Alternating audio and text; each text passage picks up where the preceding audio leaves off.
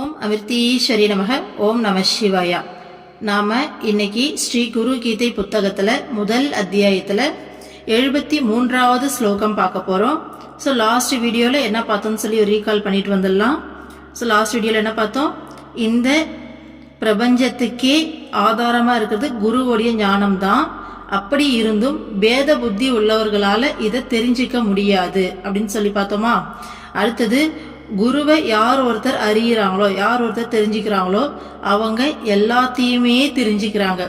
குருவிலிருந்து வேறுபட்டதை அறிபவன் பார்த்தீங்கன்னா எதையுமே அறியறதில்ல.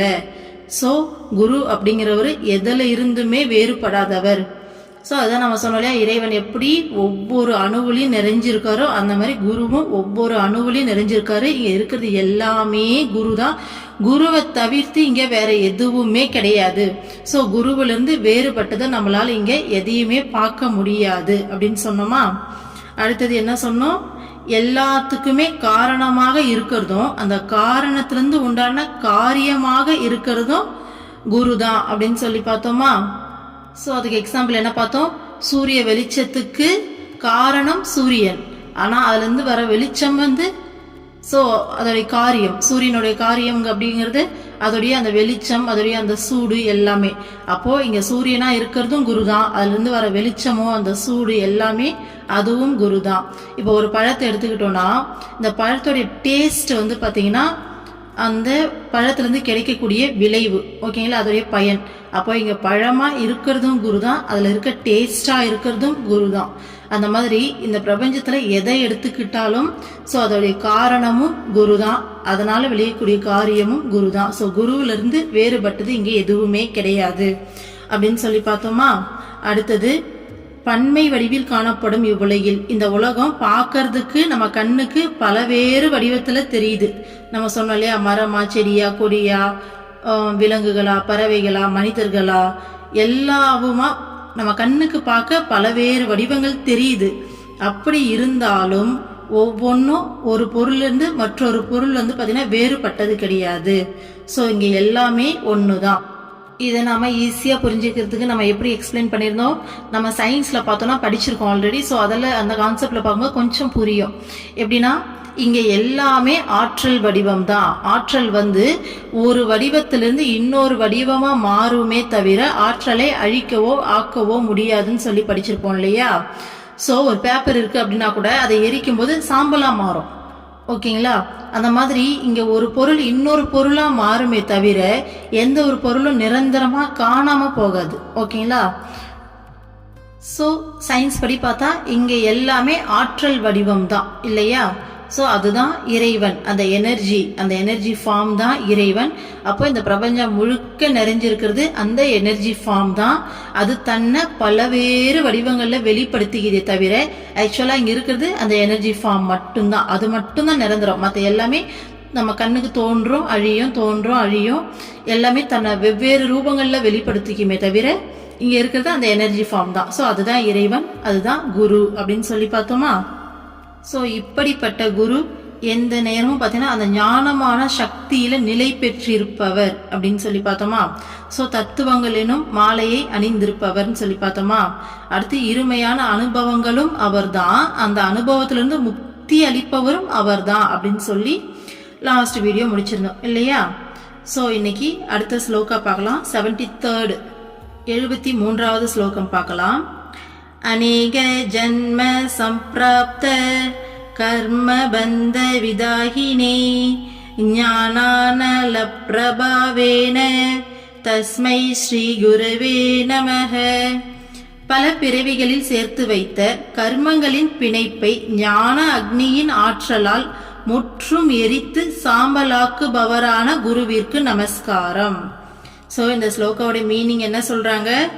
பல பிறவிகள்ல சேர்த்து வச்ச கர்மங்களுடைய பிணைப்பை ஞான அக்னியின் ஆற்றலால் முற்றும் எரித்து சாம்பலாக்குபவரான குருவிற்கு நமஸ்காரம்னு சொல்றாங்க. எதுக்கு செகண்ட் டைம் படிக்கிறோம்னா, ஒரு டைம் படிச்சா நம்மளால அக்சஸ் பண்ணவே முடியாது. ஏன்னா ஒவ்வொரு ஸ்லோகமும் அவ்வளோ டீப்பான மீனிங் தனக்குள்ள வச்சிருக்கு, ஓகேங்களா. பாருங்க, ஸோ பல பிறவிகள்ல நாம பல விதமான கர்ம பிணைப்புகளை நமக்குள்ள ரெக்கார்ட்ஸா வச்சிருக்கோம். வாசனைகளா நமக்குள்ள இருக்கு, நம்ம ஆத்மாக்குள்ள நமக்கே தெரியாம. இந்த பிறவியோட வாசனைகள் எல்லாம் நம்ம கண்ணுக்கு தெரியும். ஆனா இதுக்கு முன்னாடி இருந்த பிறவிகளுடைய வாசனை எல்லாம் நமக்கே தெரியாம நமக்குள்ள இருக்கு. சரிங்களா?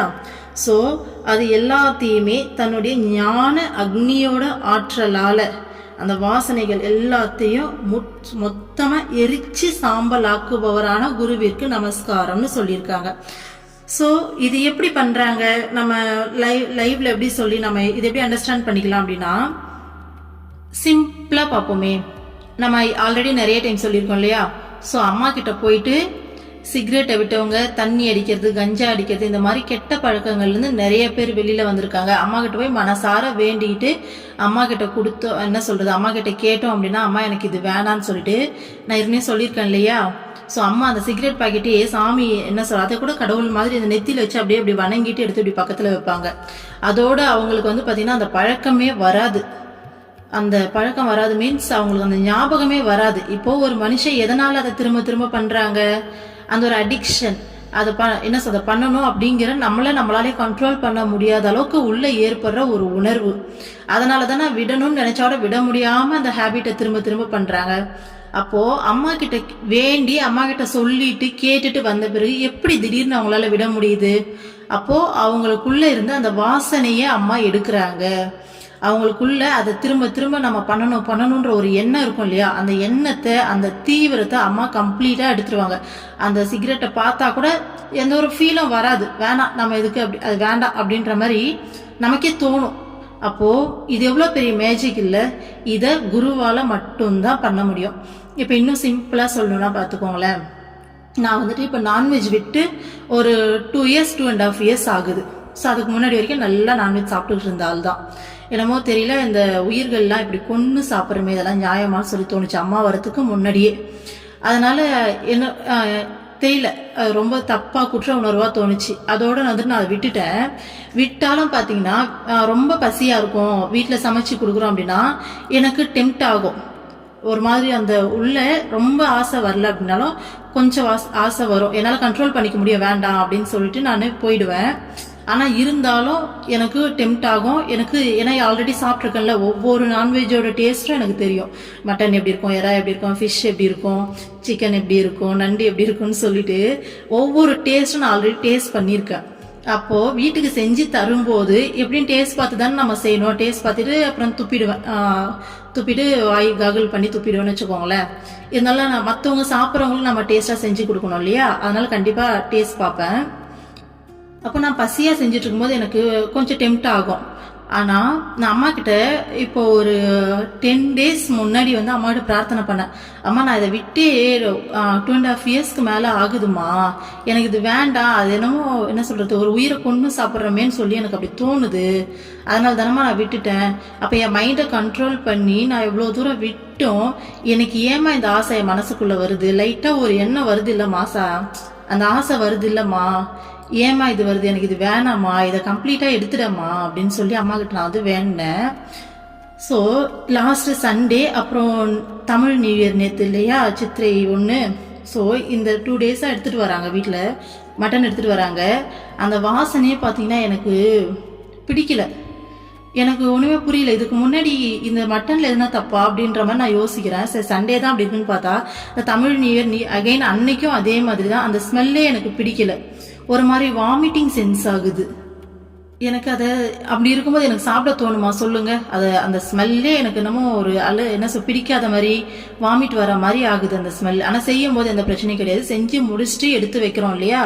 ஸோ அதுக்கப்புறம் அப்ப எனக்கு அது என்ன, அது மேல அந்த இன்ட்ரெஸ்ட் எப்படி வரும் சொல்லுங்க? அப்போ அப்புறமா தான் நான் ரியலைஸ் பண்ணேன், ஓ அம்மா கிட்ட நம்ம கேட்டோம்ல, அம்மா மாத்தி விட்டாங்க போல. இப்போ எனக்கு அது மேல எந்த ஒரு ஃபீல்மே இல்லை, ஐயோ வேணாண்டப்பா அப்படின்ற மாதிரி ஒரு ஃபீல் ஆயிடுச்சு.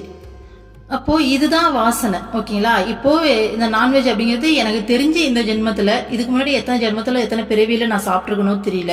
அது பார்த்தா நல்லா டேஸ்ட் பண்ணி நல்லா சாப்பிட்டால் தான். ஸோ பார்த்தா சாப்பிடணும்னு தோணிட்டு இருந்த எண்ணத்தை அம்மா எவ்வளோ சும்மா ஒண்ணுமே கிடையாது சாதாரணமா தூக்கி போட்டுடுறாங்க பாருங்க. அம்மா கிட்ட பிரார்த்தனை பண்ணும்போது சாதாரணமா அது காணாம போயிடுது. ஸோ இதுதான் வாசனைகளை எடுக்கிறது, ஓகேங்களா?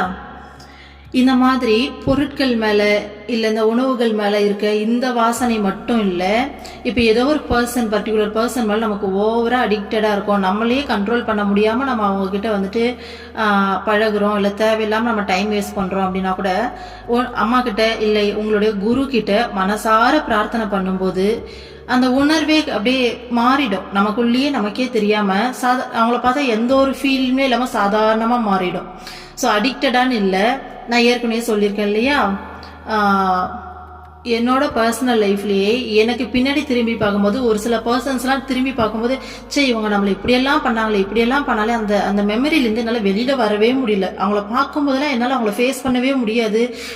என்னெல்லாம் நடந்ததோ அந்த பழைய சுச்சுவேஷனுக்கு போகிற அளவுக்கு என் மைண்ட் இருந்தது. ஆனால் ஒரே ஒரு நாள் அம்மா கிட்ட உட்காந்து அழுதுட்டேன், அம்மா இந்த ஃபீல் எனக்கு சுத்தமாக பிடிக்கலம்மா, ஆனால் என்னையும் மீறி வருது, இது எப்படி கண்ட்ரோல் பண்ணுறதுன்னு எனக்கு தெரியல, இந்த தாட்ஸ் எனக்கு வந்துட்டே இருக்குன்னு சொல்லி அம்மா கிட்ட நல்லா அழுது உருகி பிரார்த்தனை பண்ணிட்டு வந்துட்டேன். இப்போ அந்த பர்சன்ஸை பார்த்தா எனக்கு எந்த ஃபீலுமே வரல, ரொம்ப சாதாரணமாக இருக்குது.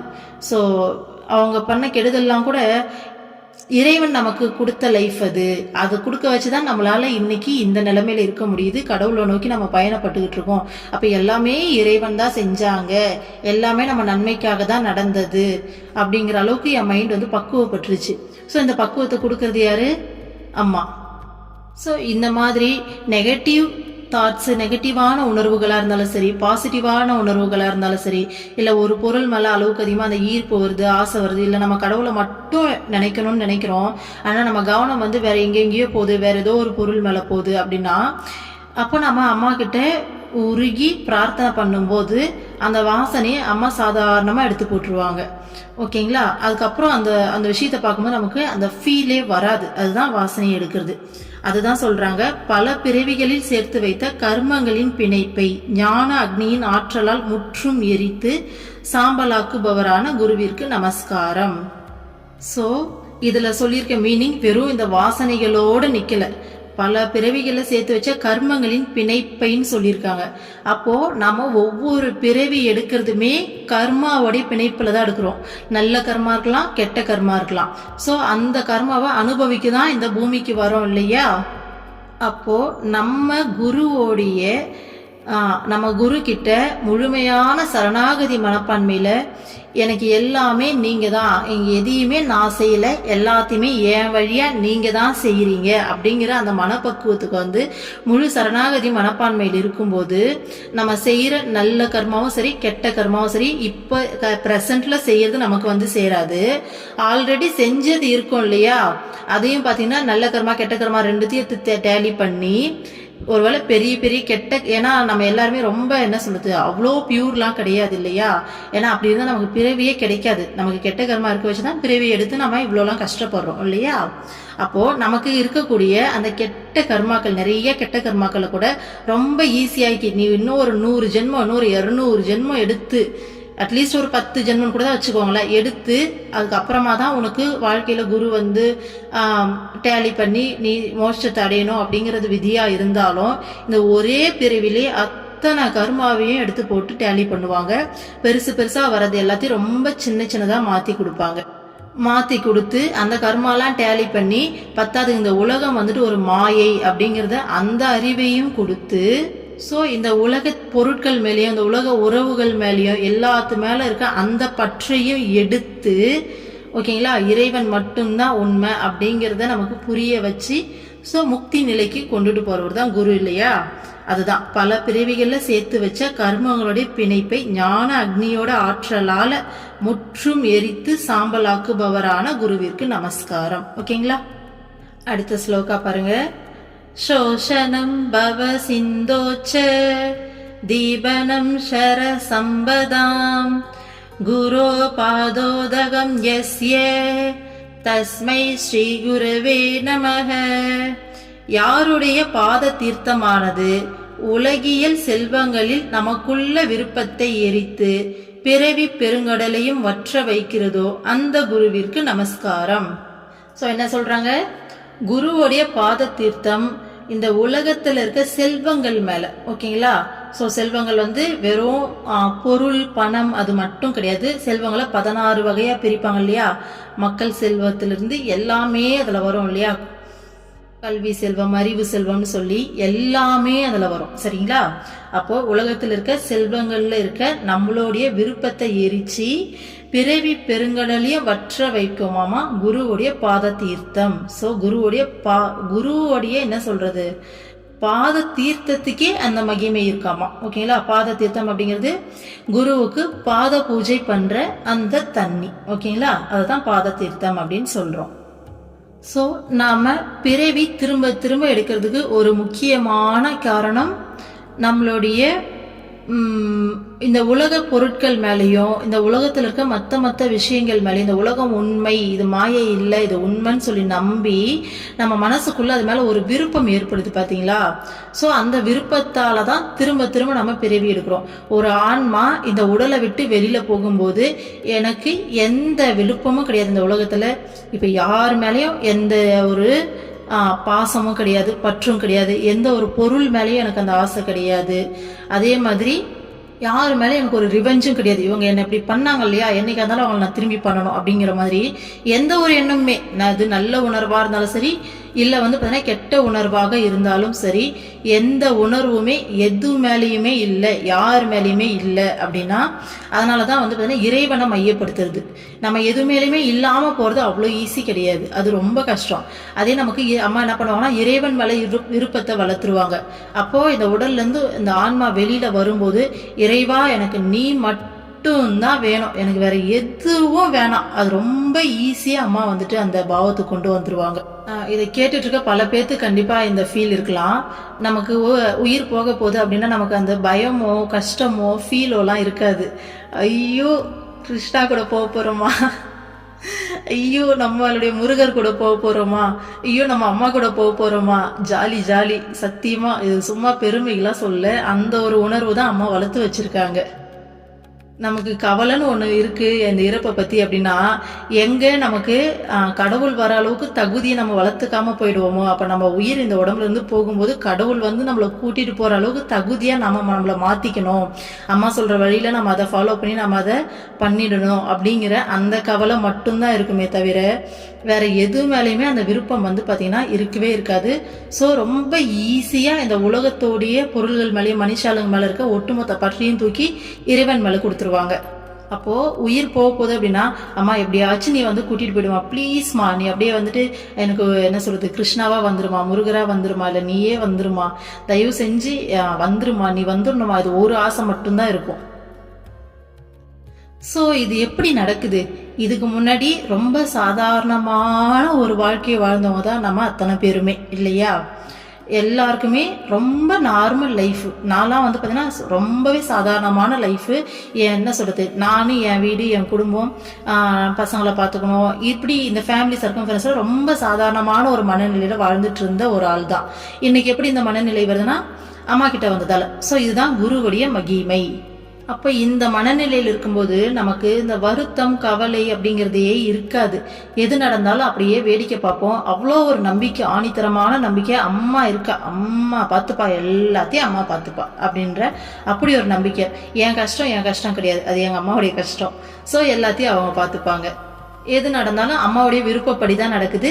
ஏதோ ஒரு காரணத்துக்காக தான் இதை கொடுக்குறாங்க, நம்மளை ஏதோ ஒரு விஷயத்துல பக்குவப்படுத்த நினைக்கிறாங்க.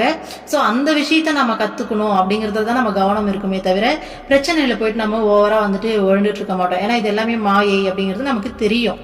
அப்போ குரு கிட்ட இந்த மாதிரி இருக்கும்போது நமக்கு ஒரு கவலை வருதுன்னா அது என்ன கவலையா தெரியுமா இருக்கும், ஐயோ இன்னைக்கு இறைவனை வந்து உருப்படியா நான் இன்னைக்கும் உருப்படியா நினைக்கல, இத்தனை இடத்துல நான் இன்னைக்கு மிஸ் பண்ணிட்டேன், இன்னும் பெட்டரா இன்னும் கொஞ்சம் நல்லா பண்ணியிருக்கலாம், தப்பு பண்ணிட்டோம் அம்மா, இன்னைக்கு நாளையும் நான் உருப்படியாக பயன்படுத்தலாமா, என்னை மன்னிச்சிடுமா, ஸோ நாளைக்காச்சும் நான் உருப்படியாக பயன்படுத்தணும், இன்னைக்கிட்ட ஒரு படியாச்சும் நான் மேலே வந்து பார்த்தீங்கன்னா இறைவனை பிடிச்சிருக்கணும், இறைவனை நினைச்சிருக்கணும், ஸோ நீதாம்மா எனக்கு ஹெல்ப் பண்ணணும், என் மைண்டு எங்கெங்கேயோ போதுமா, விடாதம்மா ப்ளீஸ்மா.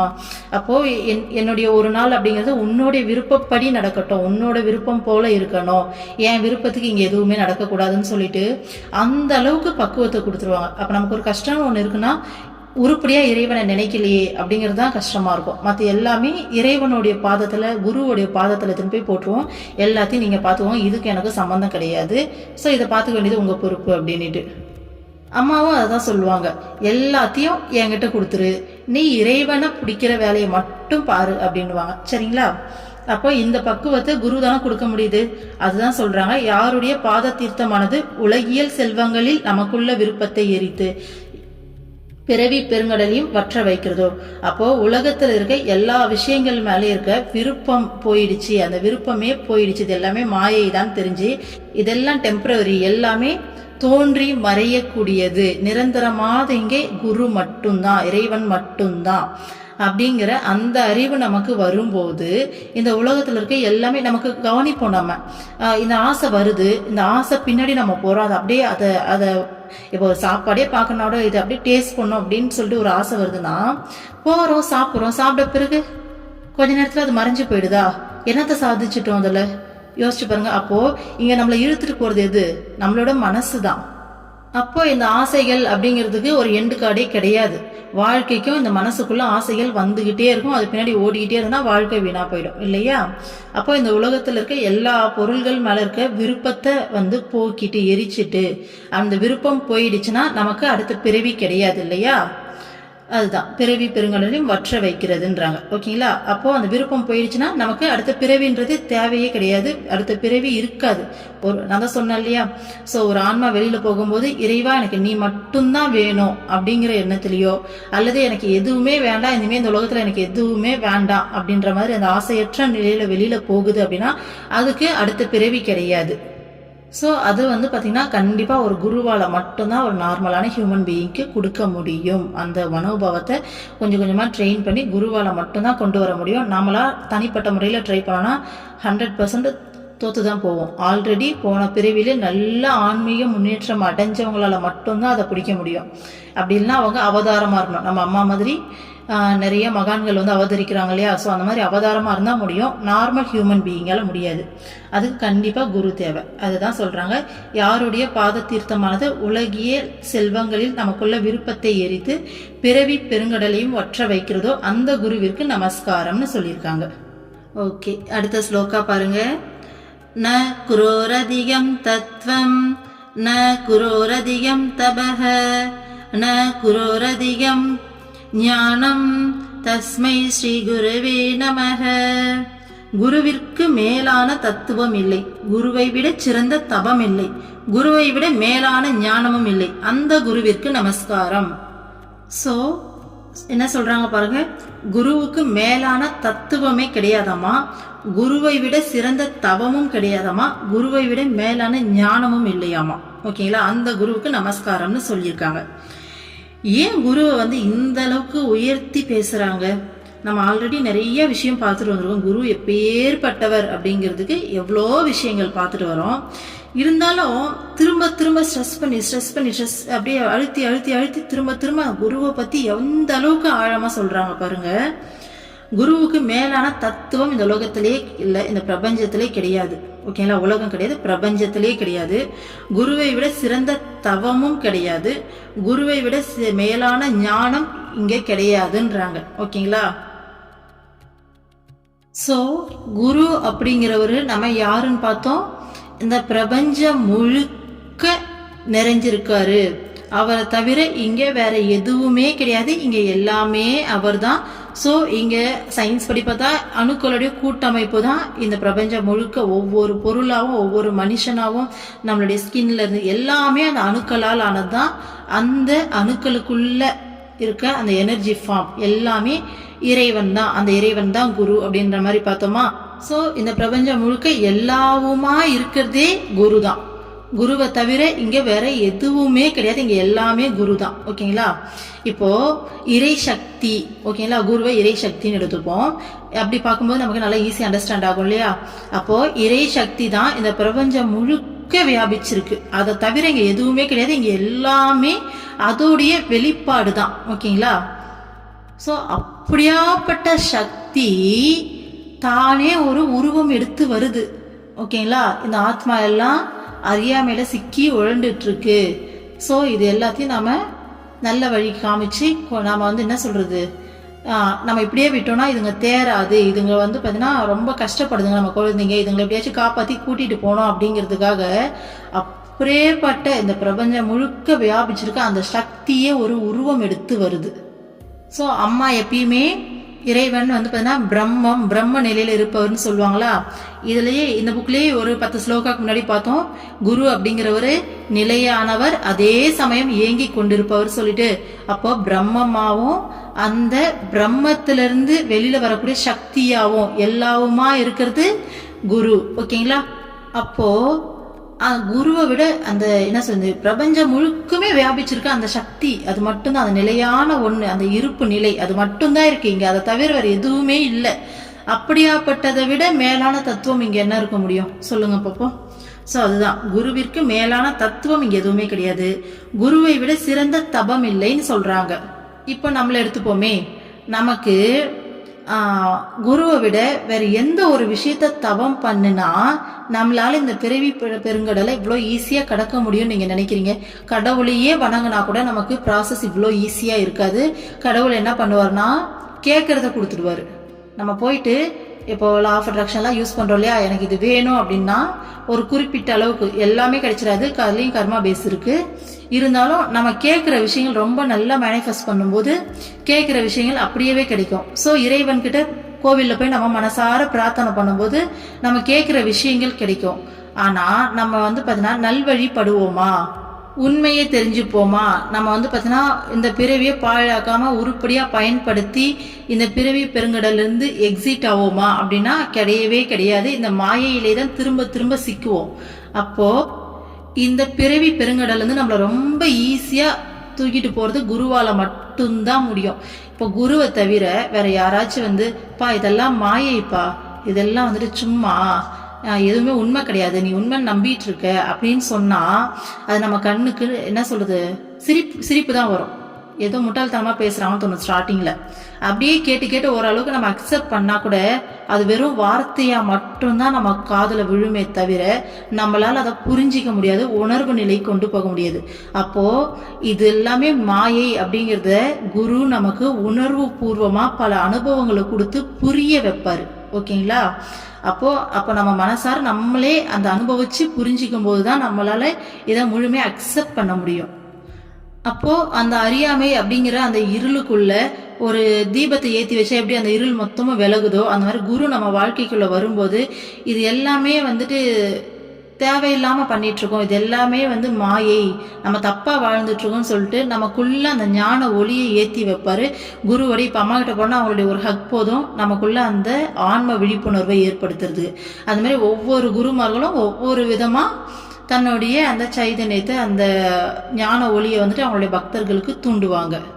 ஸோ குருவோடைய பார்வையில குருவோடைய பிரசன்ஸ்ல மட்டும்தான் ஒரு ஜீவனால இதை முழுமையா உணர்ந்து இதுல இருந்து வெளியில வரணும் அப்படிங்கிற முயற்சி பண்ணி குருவோட துணையால மட்டும்தான் இதுல இருந்து வெளியில வர முடியும்.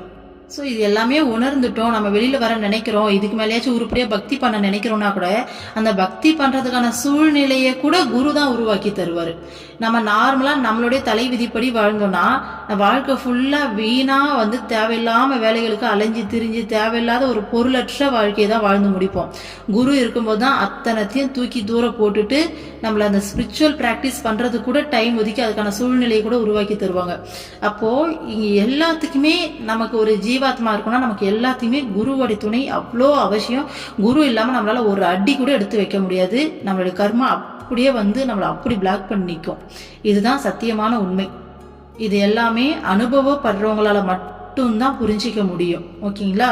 ஸோ புதுசா கேட்குறீங்கன்னா கண்டிப்பா உங்களுக்கும் அந்த அனுபவங்கள் போக போக கிடைக்கும் போது இது எல்லாமே முழுமையா அண்டர்ஸ்டாண்ட் பண்ண முடியும். ஸோ அதனால தான் சொல்றாங்க குருவை விட சிறந்த தவம் வேற எதுவுமே கிடையாது. குருவை தவம் பண்ணா மட்டும்தான் ஒரு ஜீவன் வந்து இந்த காட்டாற்று வெள்ளத்தை கடந்து நாம முக்தி அடைய முடியும். குருவை விட மேலான ஞானமும் கிடையவே கிடையாது. ஓகேங்களா. ஸோ குரு தான் எல்லாத்துக்கும் மேலான அந்த ஞானம். ஸோ அதுதான் சொல்றாங்க, குருவிற்கு மேலான தத்துவமும் கிடையாது, குருவோட சிறந்த தவமும் கிடையாது, குருவோட மேலான ஞானமும் கிடையாது, அந்த குருவிற்கு நமஸ்காரம் அப்படின்னு. ஸோ இன்னைக்கு 3 ஸ்லோகா பார்த்துருக்கோம். ஓகேங்களா. அடுத்த ஸ்லோகா நெக்ஸ்ட் வீடியோவில் பார்க்கலாம். ஓம் அமிர்தீஸ்வரி நமக. ஓம் நம சிவாயா. சர்வம் கிருஷ்ணார்ப்பணம்.